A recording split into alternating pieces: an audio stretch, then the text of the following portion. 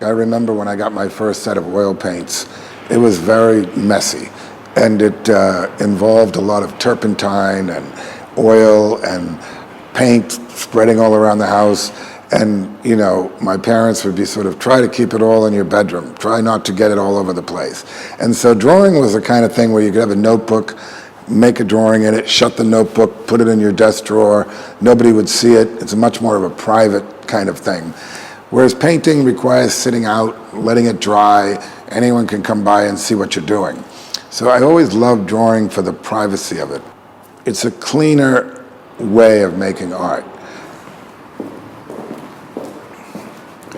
So let me see. Right. So this is how I started drawing, working on some theme of maybe like the sort of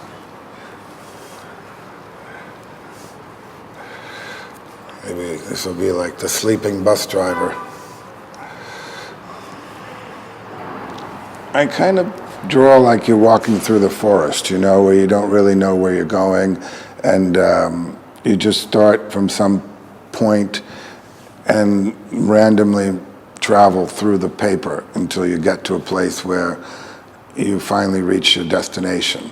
And I think that with drawing, sometimes I'll just think, well, I'm just going to start with a human head. That'll be my or a personage of some sort, and then I'm just going to expand it into whatever it's going to take me to.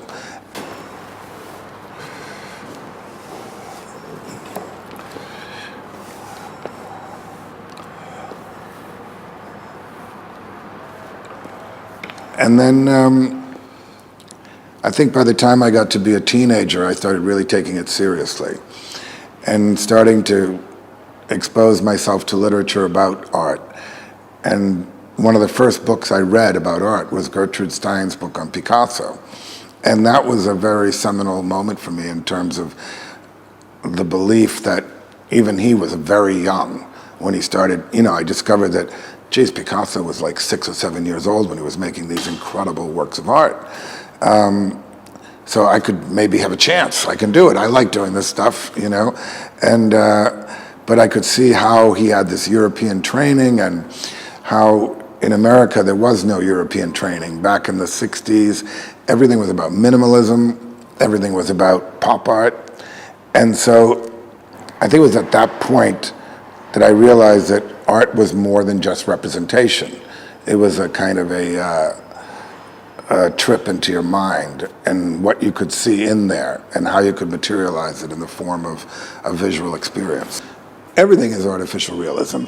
So talking about politics, you watch the news, you don't know what they're talking about. You know, all you hear about is fake news and the phenomena of social media, and that 90% or 30% of everything coming through social media is being propagated by, you know, trolls and bots and all this sort of crazy artificial intelligence.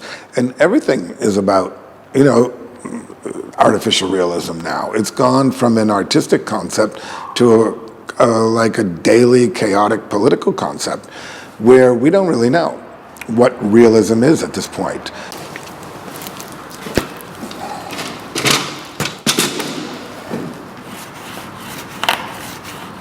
I hope the audience experience the way their minds work, that they go in and they say, I think like that, but I would never express that on a piece of paper, or I would never know how to, or maybe I can, but you know, I haven't. And that they are open to the idea that anything's possible. But also that they do understand this idea that these works of art are really the truth, that there's nothing behind them that's not visible to them right away. So I just hope they have a good experience and enjoy a sort of the traditional medium of drawing, and see how it's still alive, that art doesn't die, and these practices of artists that have been going on since the cavemen are still happening today.